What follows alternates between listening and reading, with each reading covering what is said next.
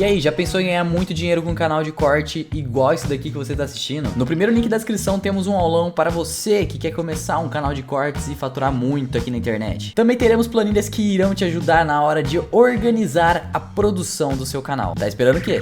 Olha, que talvez a gente venha levar a menor magnitude, mas muita gente já aposta. Se a gente for entrar para ver as opções de Copom, onde o pessoal fica falando qual vai ser o resultado da próxima reunião, lá para o final de setembro, a maioria acredita em manutenção da taxa, e alguns poucos em mais um aumento de 0,25. Então aqui a gente já teve todo esse tempo de aumento, Sim. e mesmo assim o desemprego está baixando. Qual seria a explicação para o Brasil? Eu acho que é o seguinte, né? Você tem uma taxa de desemprego que ela estava bem acima da neutra, né? Bem acima da neutra. Que era tão ruim que deu para melhorar um pouco. Exatamente, né? Mas tem um ponto também. A gente, apesar de ter...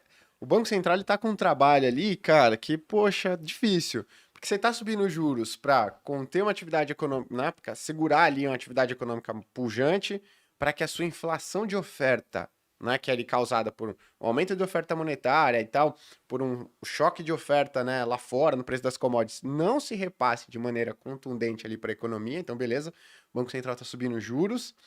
Só que do outro lado, você tem aí o governo com políticas fiscais mais expansionistas. Você gera uma demanda. Então, o trabalho do Banco Central ele é difícil. Ele está tentando ali conter uma atividade, mas do outro lado você tem o governo federal ali com, né, fiscal estimulando a atividade econômica. Então, primeiro, a gente estava muito ruim, com uma taxa de desemprego acima da neutra, né, o que não é a nossa, digamos assim, de equilíbrio. E segundo, a gente tem estímulos... Estamos tendo ainda estímulos fiscais que ajudam, né, auxiliam isso daí, tá? Mas eu não acho que a gente vai ver aqui linearmente, pô, o desemprego caindo e o Brasil voltando a crescer. Voltando a crescer não, né? Porque a gente faz tanto tempo que a gente não fala de crescimento, mas crescendo como há décadas atrás, tá? Não acho que isso vai acontecer, mas o fato é que a base de comparação, ela era muito alta. Então você fala assim, pô, o Brasil tá com o desemprego mais baixo dos últimos 8 anos. Beleza, né? Porque ele tava muito mal mesmo. Que merda. Alguma coisa, Raíssa, pra completar isso? Não, eu assino embaixo tudo que o Gui falou. O maluco fez um comentário interessante aqui, que merda, né? Que merda.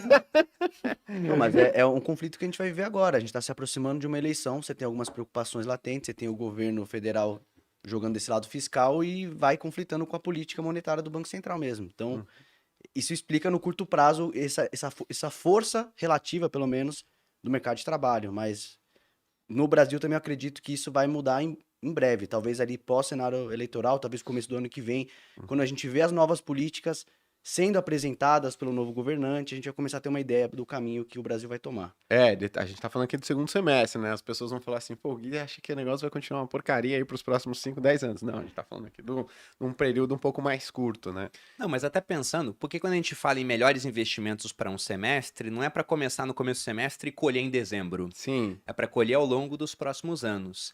E até aproveitando essa deixa que você deu, Gui, desse raciocínio de alguns anos à frente. Porque o Brasil passou por uma recessão que o mundo não encarou, que foi 2015 e 2016. A gente, por uma incompetência nossa, estava muito mal das pernas, enquanto Estados Unidos e China cresciam. E agora o que a gente está vendo é um cenário diferente. Se a gente for pensar em países emergentes, na sacola dos emergentes, meio que sobrou o Brasil, né? Porque Turquia, a gente viu inflação, quase 80%, e sem perspectiva de controlar aquilo. A Argentina também. Aí você olha uma Rússia, tá em guerra. Em uma guerra que eu acho que eles vão perder se continuar durando tanto tempo assim, né? Porque começa a virar um negócio meio guerra de guerrilha, fica complicado, a gente não vai saber nem qual vai ser o futuro do Putin lá daqui a pouco, pode ficar instável a situação dele. Você vê uma China com uma política de Covid zero e também desacelerando, não é deixando de crescer, mas crescendo menos.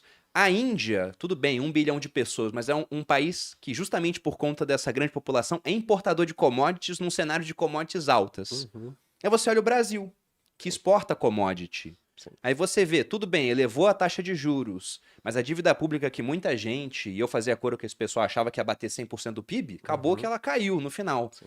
Porque eles acabaram arrecadando mais com uma mãozinha da inflação, mas não gastaram tudo aquilo. E agora estão abrindo a torneira que querem a eleição, né? É o ciclo da democracia. Então vocês enxergam um bom horizonte para o Brasil, mesmo com essa questão de um mundo onde os nossos principais parceiros comerciais podem desacelerar um pouco, Sim. até por conta dessa questão de ter que subir juros para conter a inflação? Cara, e eu acho que sim. E, putz, eu sigo muitas carteiras de gestores internacionais que investem em mercados emergentes. Isso tem favorecido já um fluxo de dinheiro para o Brasil, até por uma exclusão. primeiro, tem um cenário macro que é ruim, então a decisão do gringo, do grande investidor, que tem um bolsão de dinheiro de verdade, para vir para mercados emergentes, ela já é mais difícil num cenário contundente. Mas o investimento que vai para emergentes, nesse momento colocando essas questões que você mesmo pontuou, o Brasil acaba ganhando espaço. E a gente tende a superdimensionar qual que é a importância do Brasil no mundo, mas a grande verdade é que o Brasil sempre foi muito pouco representado nisso. Pega uma carteira de um gestor grande de mercados emergentes, o Brasil, sei lá, se tinha 1% de participação na carteira do cara era muito. Basicamente, era uma carteira focada em China, Índia talvez, mas outros mercados. Agora você talvez veja o Brasil em algumas carteiras indo para 5%, aumentando gradualmente, justamente porque os nossos pares emergentes estão em situações muito difíceis. E quando a gente olha para o Brasil, o Gui vai falar mais da renda fixa, que já tem oportunidades legais acontecendo, justamente para montar talvez ao longo desses próximos meses, não para colher no final de 6 meses, como você pontuar, mas talvez agora ir plantando. Mas no lado dos ativos de risco também. Níveis de valuation aqui no Brasil ficando, sim, tremendamente baratos. Boa parte disso, tudo bem, é o desconto do risco. Tá barato porque tem riscos, mas se a gente olha a operação das empresas, a gente estava até na reunião de análise hoje de manhã falando, Aline, poxa, tal empresa um ótimo resultado forte. Tem setores da economia que estão desempenhando bem, tem empresas que estão entregando resultado, operação redonda, e estão com um valuation extremamente barato em relação a médias históricas, até em momentos que a própria empresa não tinha uma operação tão boa, tão crescente como agora. Então eu acho que esse semestre agora, talvez assim, o melhor investimento seja talvez até caixa, para você poder aproveitar oportunidades que apareçam e começar a montar gradualmente uma posição cautelosa, não é para se mergulhar de cabeça em cripto, em ações, mas o nível de preço que a gente está atingindo em ativos de risco pode ser interessante se a gente pensar em 5 anos. E eu passo a bola porque eu sei que tem muita oportunidade na renda fixa também. Principalmente chegando agora nessa virada final do ciclo, abre muita oportunidade na renda fixa. Eu acho que você colocou, né? Pô, o mundo, os Estados Unidos desacelerando, China desacelerando. Será que o Brasil ele passa a ser uma boa oportunidade? Ele foi, né? Acho que a pergunta é: será que ele era? Né? Será que ele vai continuar sendo? Ou será que ele vai voltar a ser? Quando a gente tem um preço de commodities elevado, o mundo inteiro ele olha para países emergentes, né? Só que você tem o outro lado, vários riscos. Só que o mundo inteiro está olhando para países emergentes. Esse é o ponto, né? A gente começa a observar o ingresso de dinheiro estrangeiro aqui no Brasil com mais contundência aí nos últimos meses. E eu acho que isso tende a continuar.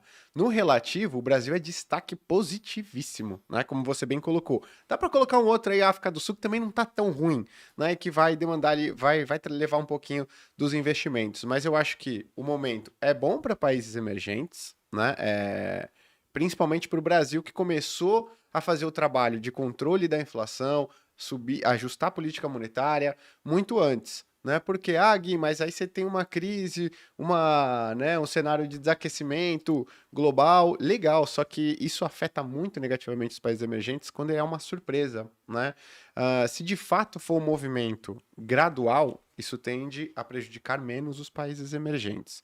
Como eu acho que essa probabilidade de recessão ela está muito bem mapeada, né, de atividade econômica negativa nos Estados Unidos, e a gente já está vendo, o PIB do segundo trimestre dos Estados Unidos foi divulgado, queda, e você não está vendo os países emergentes, principalmente o Brasil, sofrer muito com isso, eu não acho que daqui para frente, conforme essa recessão ela continue se confirmando, vai prejudicar ainda mais, né? Então, eu acho que sim, o Brasil ele vai se beneficiar desse ciclo, porque os preços das commodities ainda estão altas, vão demorar um tempo para cair, né, para a média, por exemplo, e eu acho que isso vai tender a beneficiar o Brasil, que aí o ponto, em termos de emergentes, está em destaque positivo ali. Então, poxa, gosto muito do Brasil. O Brasil agora é nóis. Brasil é Viramos a menina mais bonita